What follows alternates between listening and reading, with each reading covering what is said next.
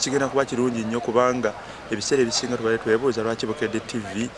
ebana amawulire gamu gokka ga ssaawa 4 ate ng'abantu bandibadde bangi nnyo abaagala okulaba Bukedde TV abatasobola kutuuka ku ssaawa 4 naye kinsanyusiza nnyo nti Bukedde TV etandika okutulaga amawulire ku ssaawa 6 naye ate n'ekirala wadde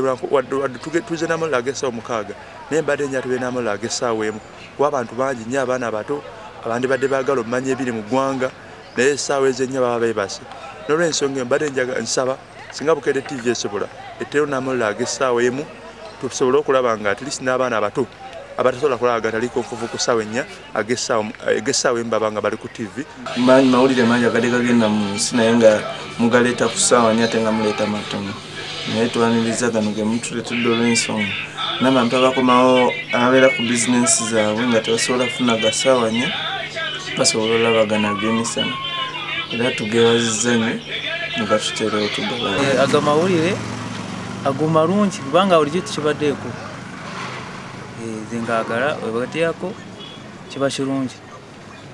naffe tuba twagala kulaba efa obwire bw'emisana tulabaga ekiro naye ng'emisana